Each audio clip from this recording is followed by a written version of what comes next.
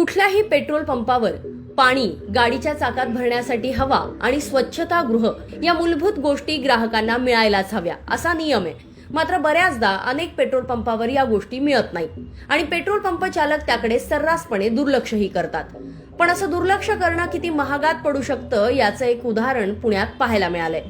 पुण्यातील एका पेट्रोल पंपावर स्वच्छतागृह स्वच्छ नसल्यानं आणि हवा भरण्याची सोय नसल्यानं एका जागरूक पुणेकर नागरिकानं याची रीतसर तक्रार केली आणि त्याचा परिणाम नेमका काय झालाय ऐका त्यांच्याच तोंडून. पेट्रोल पंपवर चांगलं स्वच्छ टॉयलेट असणं आणि त्या ठिकाणी फ्री एअर असणं आपल्या वाहनामध्ये भरण्यासाठी हे कंपल्सरी आहे, तसे नॉर्म्स आहेत. मात्र अनेक पेट्रोल पंपवर ते दिसत नाहीत आणि तसं नाही दिसलं त्याच्या विरोधात तुम्ही एक कंप्लेंट केली आहे आणि चक्क त्या पेट्रोल पंप मालकाला काही हजारांचा दंड झालेला आहे. नेमकं हे पुण्यामध्ये कुठे घडलंय आणि तुम्ही कसा त्याचा पाठपुरावा केला? बघा, बिबेवाडी कोंडवा रोडवर ईश्वर सर्व्हिस स्टेशन नावाचं बीपीसीएलचं पेट्रोल पंप आहे. माझ्या घराच्या जवळ असल्यामुळे मी दररोज तिथे पेट्रोल भरण्यासाठी जातो. पण मी नोटीस केलं की गेले काही महिने झाले तिथं पिण्याचं पाणी, टॉयलेट जे आहे ते खूप घाण अवस्थेत होतं आणि हवा तर तिथे जी फ्री एअर जी कस्टमरला मिळायला पाहिजे ती तिथे वर्षातनं 6 ते 8 महिने मिळत नाही आणि त्यांनी ती जागा दुसऱ्या त्या पंचरवाल्याला काहीतरी भाड्याने दिलेली असते आणि तो तिथून मग तुमचे 5,000 रुपये काहीतरी घेतो. ज्यावेळी मी याची तक्रार केली बीपीसीएलच्या संबंधित अधिकाऱ्याला, मी त्याला सांगितलं की बाबा गेले अनेक महिने हा त्रास सुरू आहे, टॉयलेट जे आहे ते त्याचा खूप भयंकर वास येतो आणि तिथे लेडीज सोडा जेंट्स पण जाऊ शकत नाही. तर अशा या गोष्टी मी त्याच्या निदर्शनास आणून दिल्या.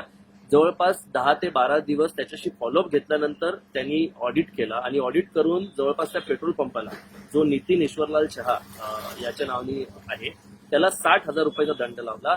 त्या ऑडिटमध्ये त्याला अनेक बाबी समोर आल्या. त्याच्यामध्ये त्यांच्याकडे जे मेडिकलचे जे मेडिसिन्स आहेत त्या पण भरपूरशा एक्सपायर झालेल्या होत्या.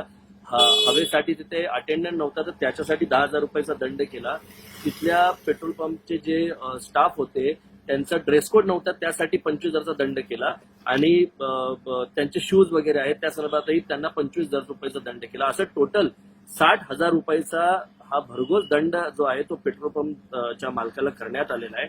ह्याच्यातनं एकच गोष्ट निदर्शनास येते की बेसिकली काय की आपल्याला काही गोष्टी कंपन्यांच्या तर्फे आणि या पेट्रोल पंपच्या ज्या कंपन्या आहेत त्यांच्यातर्फे फ्रीमध्ये दिल्या पाहिजेत आणि तो आपला अधिकारी आहे.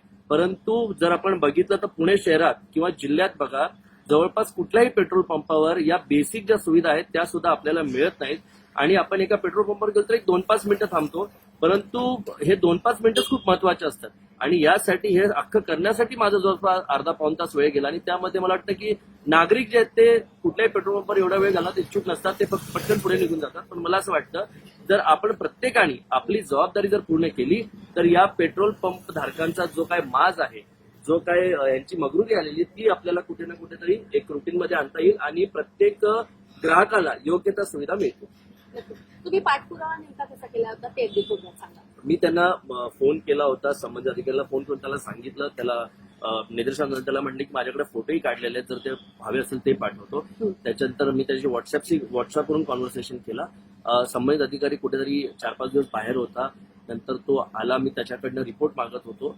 तर नंतर त्यांनी जवळपास 20 दिवसानंतर मला हा रिपोर्ट पाठवला आणि त्या रिपोर्टमध्ये क्लिअरली आहे की कुठल्या कुठल्या क्लॉज खाली त्या संबंधित पेट्रोल पंपाला 60,000 रुपयाचा दंड करण्यात आला. पेट्रोल पंपावर या मूलभूत गोष्टी असायलाच हव्या आणि त्या नसतील आणि तुम्ही जर त्याची तक्रार केली तर निश्चितच पेट्रोल पंप चालकांना दंड आकारला जाऊ शकतो आणि त्यामुळे अशा प्रकारे जागरूक राहून जर प्रत्येक नागरिकानं वेळीच लक्ष दिलं तर या समस्या निश्चितच सुटायला मदत होईल, हे मात्र नक्की. पुण्याहून अश्विनी जाधव केदारी, लोकमत व्हिडिओ.